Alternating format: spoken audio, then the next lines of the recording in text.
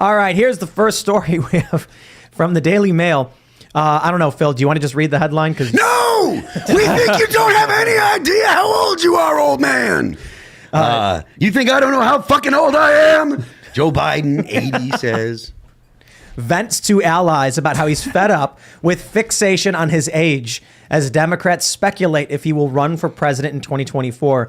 This one actually is really funny. Biden turned 80 in November. He'd be 82 years old if he wins and takes office in 2025. Jeez. He is already the oldest man ever elected president.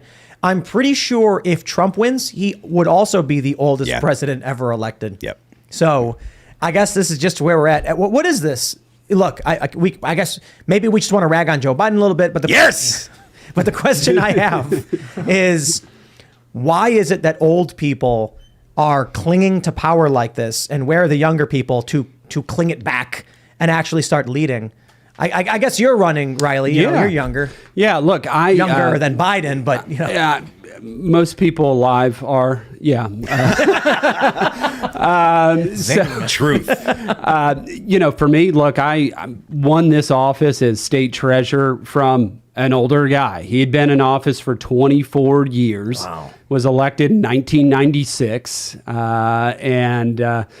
look, that's what we ran on. I ran on modernizing the office, changing the office, bringing it into this century, which he was like, I did modernize the office in 1996. We got the internet. Did he really say that? Yes.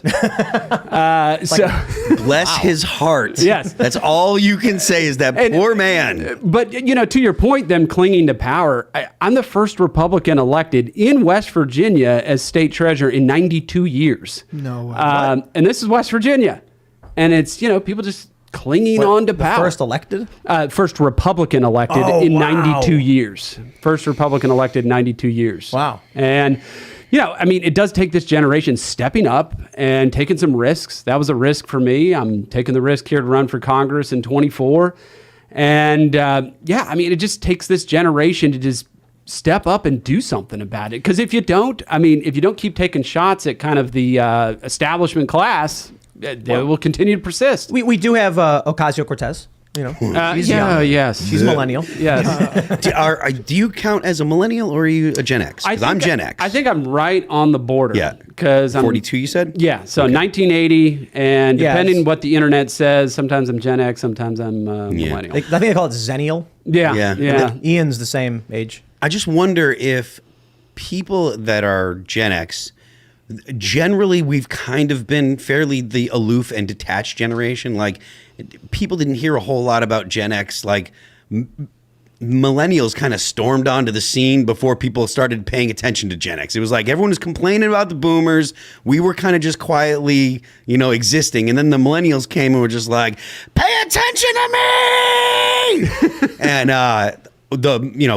Gen X is kind of like, and I wonder if that kind of attitude of being aloof has kept Gen X away from trying to be in government. This is kind of, I guess, spitballing here, I think. Gen X is like the forgotten generation. Kind of. Because everyone's mad at boomers and disgusted by millennials. And Gen X is just like, we're here too, guys. Correct. We exist. I just go to work every day, Well, that's the thing. Like, whenever I bring up boomer stuff, I'll say, like, the boomers did this good, did this bad, and then millennials are doing this. I get a bunch of comments where they're like, Tim, I'm Gen X, we exist. And I'm like, I know. It's just there's not really much to say because you're doing all right. Yeah. Right. It's like, you got some good music, you're running some companies, you're not doing horrible things boomers are doing. You didn't make Star Trek The Next Generation, but you maybe worked on it with the boomers. But you're also not a bunch of woke psychopaths for the most part. So I'm chill with Gen X. I think they're cool people.